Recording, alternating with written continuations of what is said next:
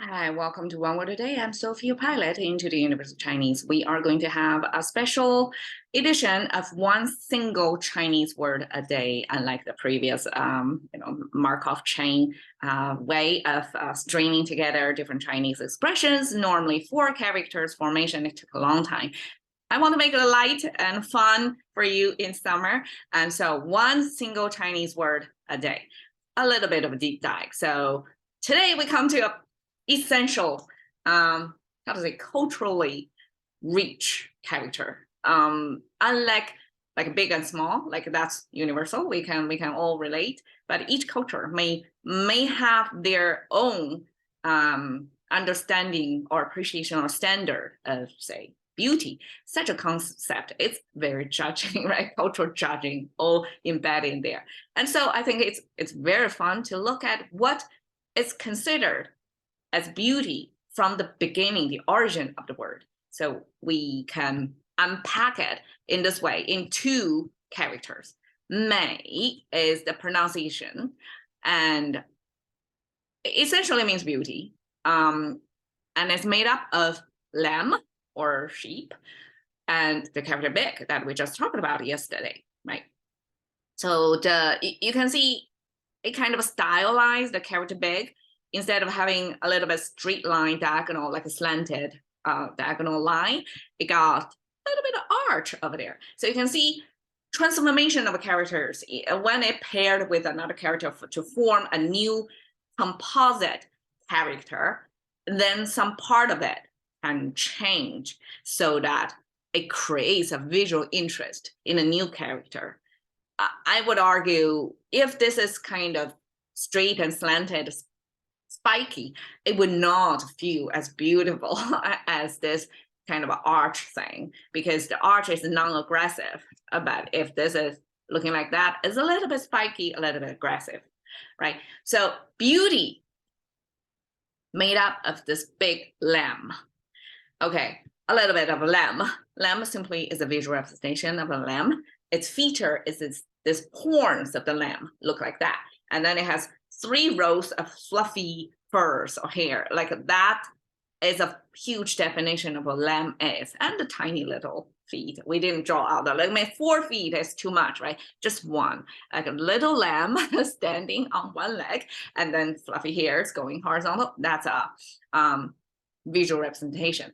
And then big, we talked about yesterday, it means a combination of the 2 bind together 2 times of the original size. And that's relative term eventually becomes the absolute term. That's when we think something big, we no longer think about it's bigger than something. We discard this relativity. We come to the absolute term of something is big. It's just big, right? Okay. So big lamb came from the ancient practice of sacrifice or offering. So when humans just started their journey, and I guess Chinese character is a few thousand years ago, right? A few thousand years ago, before the takeoff of the industrial age, before of the science and the technology that can help us better navigate in nature, humans back then have to kind of negotiate constantly with the divinity, with the environment. So they have to pray for rain or not too much rain, right? This rain control is out of their control. So the not human sacrifice, but sacrifice, like giving what's considered the best stuff that human can enjoy to the divine. That's kind of a part of negotiation or communication or, pray to the environment. And that practice was universal. And I'm amazed to find this lamb as a sacrifice and offering was universal in both English-speaking world in Christianity, as well as in in Chinese, that the lamb was used as a sacrifice. And when it's big lamb, that means the quality of the lamb it's a well-fed lamb. It's rich. It's a big volume lamb. Like a lamb probably was considered the best kind of meat. Therefore, it's a lamb sacrifice. And if it's a big lamb, that means it's within the lamb domain. It's already upper premium because it's a big fat lamb. So that was the origin. That was considered the beauty. It's the best of best meat used as a sacrifice and offering or representation of humans. Like we humbly ask for the God of rain to give us a good year, and therefore sacrifice the best meat we can get hold of to you, to the divine. And that had in this character, beauty. And in contemporary Chinese, when you see, I don't really visually see the separation over there. Oftentimes when I write beauty, I just draw 4 horizontal lines without realizing actually the top 3 horizontal line is made up for the sheep and the bottom is the letter big. But this is how beauty is looking like in contemporary Chinese. And eventually, because I'm using this simply as a symbol or icon, I don't see the big lamp in there or understand the story of there. But eventually this beauty, this character, this visual representation in contemporary Chinese, to me, like that's related to beauty. Amazing, right? And even more amazing, I don't know if American audience or English speakers realize that in Chinese character, when we translate the different countries, we have oftentimes use one Chinese character to represent the whole country. It's kind of like initials, kind of like abbreviations. US or USA, Chinese actually made this. If we use one character to represent the whole American country, it's beauty.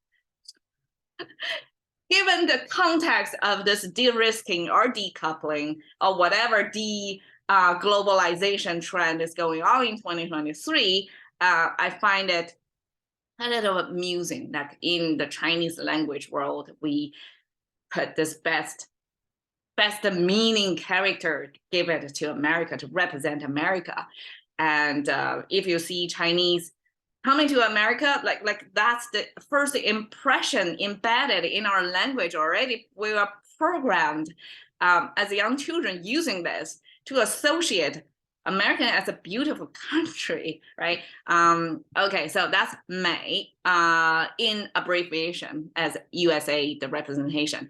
And then, of course, beautiful, good, and pretty. All these are kind of similar, but I'm a little bit surprised. Well, not exactly surprised. So because May, sometimes we use it not just in the sense of beautiful, but also in the sense of good.